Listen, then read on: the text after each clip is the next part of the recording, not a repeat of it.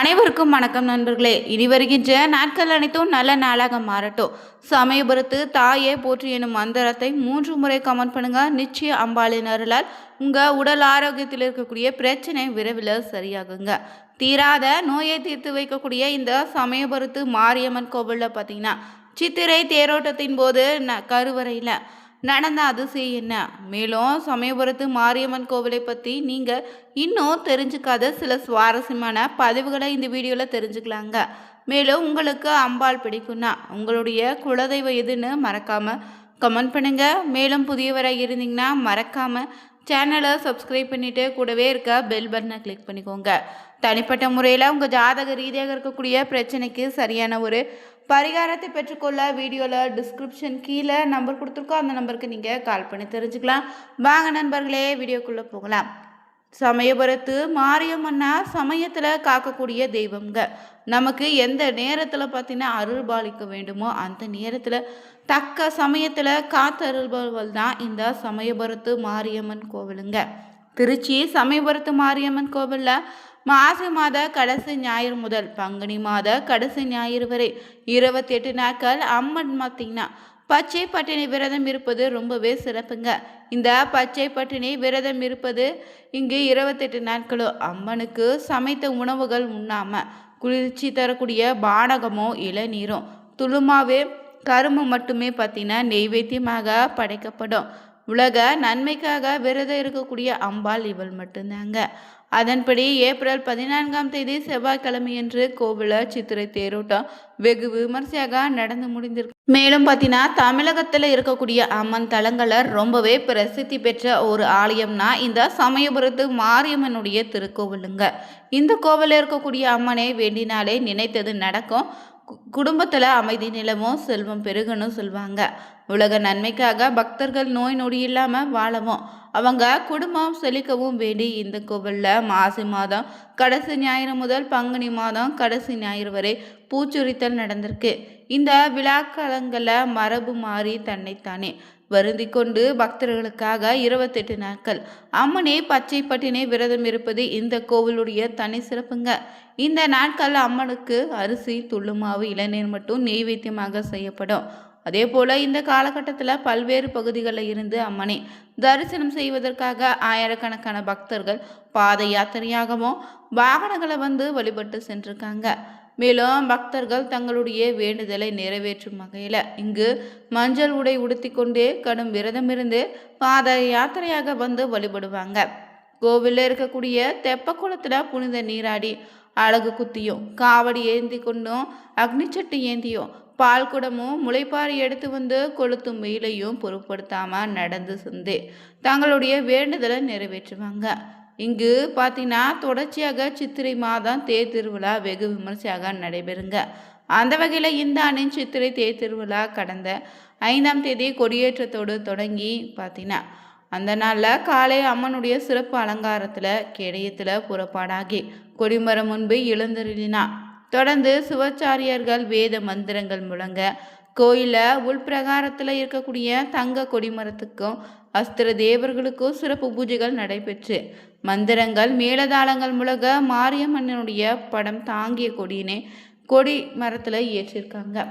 அதே போல் பார்த்தீங்கன்னா விழா நாட்களில் தினமுமே இங்கே அம்மன் காலையில் பல்லாக்களை எழுந்தருளி கோவிலை வலம் வந்து அருள்பாலிப்பார். இரவுல தினமும் இங்கு அம்மன் சிம்மம் பூதம் அன்னம் ரிஷிபம் யானை சோஷ மரக்குதிரை உள்ளிட்ட வாகனங்களை எழுந்தருளி திருவீதி உலா வந்து பக்தர்களுக்கு காட்சியளித்திருக்கா. மேலும் இங்கு இரவு பார்த்தீங்கன்னா அம்மன் வெள்ளி குதிரை வாகனத்தில் எழுந்தருளி வையாளி கண்டருளும் நிகழ்ச்சியும் நடந்து முடிந்திருக்கு. விழாவின் முக்கிய நிகழ்வு பார்த்தீங்கன்னா தேரோட்ட விழா வந்து 3 நாட்களுக்கு முன்னாடி காலை 10:30 மணிக்கு மேலே அம்மன் தேரில் எழுந்தருளி திருத்தேர் வடம் பிடித்து நிகழ்ச்சி நடத்தியிருக்காங்க. இதில் ஆயிரக்கணக்கான பக்தர்கள் கலந்து கொண்டு வடம் பிடித்து தேர் இழுத்தாங்க. திருத்தேரில் ஆடி அசைந்து வந்த மாரியம்மனை லட்சக்கணக்கான பக்தர்கள் காத்து தரிசனம் செய்தாங்க. தேருக்கு முன்னால் பக்தர்கள் பார்த்தீங்கன்னா கரகம் எடுத்து வந்தோம், முளைப்பாறை எடுத்தும் அழகு குத்தியும் பறவை காவடி எடுத்து வந்து ஊர்வலமாக வழிபட்டிருக்காங்க. தேரோட்டத்தை பார்த்திங்கன்னா அந்த நாளில் குவிந்த வண்ணம் பக்தர்கள் இருந்திருக்காங்க. பக்தர்களின் பாதுகாப்பு கருதி சமயபுரத்து மாரியம்மன் கோவில் மண்டபத்தில் தற்காலிக போலீஸ் நிலையமும் அப்போது அமைச்சிருந்தாங்க. தேரோட்டத்தை முன்னிட்டு பல்வேறு அமைப்புகளின் சார்பாக தண்ணீர் பந்தலும் சிறப்பான ஏற்பாடு செய்யப்பட்டு இந்த ஆண்டு வெகு விமர்சையாக சித்திரை தேரோட்டமும் நடந்து முடிந்திருக்குங்க. மேலும் சமயபுரத்து மாரியம்மன் திருக்கோவிலுடைய சிறப்பு ஒவ்வொன்றா தெரிஞ்சுக்கலாம். இங்கு அம்மனுடைய தோற்றத்தை வார்த்தையால் நம்மளால் சொல்ல முடியாது. ஏன்னா 5 தலை பாம்பு குடை விரிக்க, தலையில தங்க கிரீடம் அணிந்து கொண்டு மாதுளம்பூ நிறத்தவளாய், 8 கரத்திலும் கத்தி உடுக்கை தாமரைப்பூ திரிசூலம் கபாலம் வடிவம் கொண்டு, பாசம் காண்டிபம் மணி ஏந்தி இடது காலை பிடத்தில் மடித்திருக்க, வலது கால 3 அசுரர்கள் தலையை மிதித்தவண்ணா கிழக்கு திசை நோக்கி சமயபுரத்தா அமர்ந்து அருள் பாலிக்கிறார். மேலும் இந்த சமயபுரத்தா மாரியம்மன் கோவில் பத்தினா சுகாசினியாக காட்சி தருகிறார். தலைக்கு மேலே 5 தலை நாகம் படம் விரித்த நிலையில காட்சி இருக்குங்க.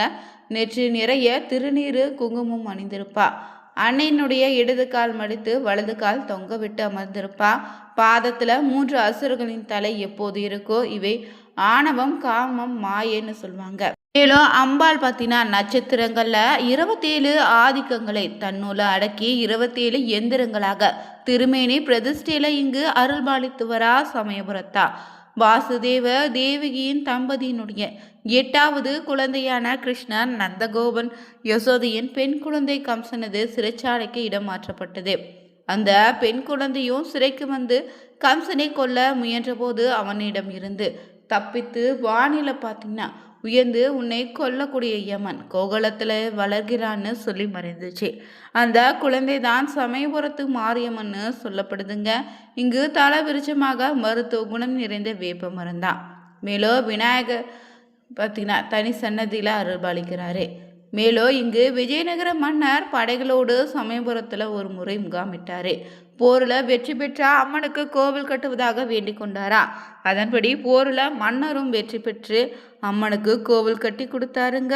நித்திய பூஜைக்கான ஏற்பாடுகளும் செய்தாராம். அதே போல் உரிய காலத்தில் கேட்கக்கூடிய வரம் தந்து காப்பவள் தான் இந்த சமயபுரத்தா. எனவே இந்த அம்பாளுக்கு சமயத்தில் காப்பால் சமயபுரத்தால்னு முதுமொழி கூட சொல்லப்படுது. இங்கு பார்த்தீங்கன்னா ஒரே சன்னதியில் 3 விநாயகர் அருள்பாலிப்பாங்க.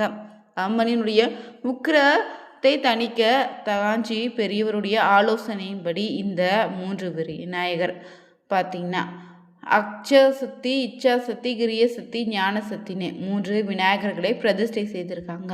அதே போல் இந்த பிரதிஷ்டை வாயிலாக அம்மனின் மூல விக்கிரகத்தில் கோரை பற்கள் அகற்றப்பட்டு சாந்த சொருவையாக மாறி 1970 கும்பாபிஷேகம் நடத்திருக்காங்க.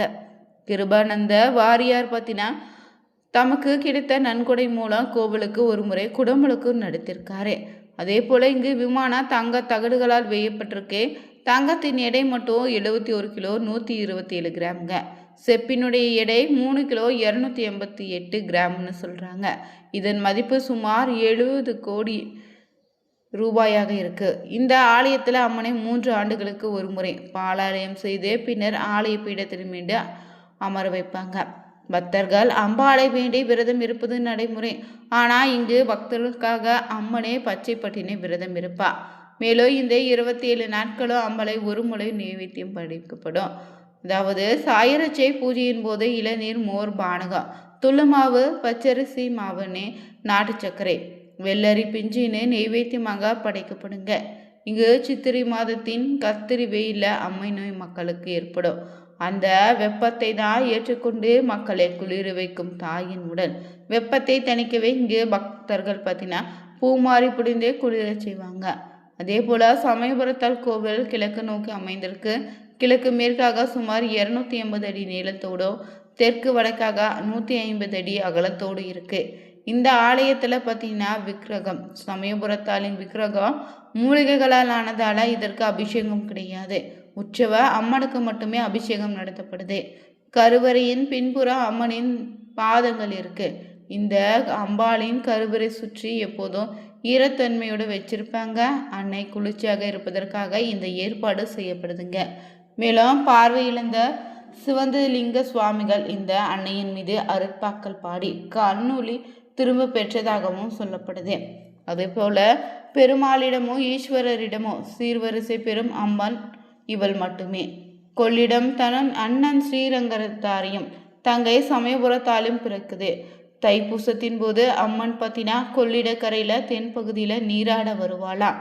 அதே போல் அந்த நாளில் ஸ்ரீரங்க பெருமான் ஆலயத்திலிருந்து பட்டு புடவைகளோடு மாலைகள் தாளிகைகள் மகமாய்க்கு சீராக அனுப்பி வைக்கும் வழக்கம் இருக்கு. மேலும் இந்த நாள் தீர்த்தவாரி விழாவாக இங்கு கொண்டாடப்படுது. இந்த வீடியோ பதிவு உங்களுக்கு பிடிச்சிருந்தா லைக் பண்ணுங்கள், ஷேர் பண்ணுங்கள், கமெண்ட் பண்ணுங்கள். மறக்காமல் சேனலை சப்ஸ்கிரைப் பண்ணிக்கோங்க. அனைவருக்கும் நன்றி நண்பர்களே.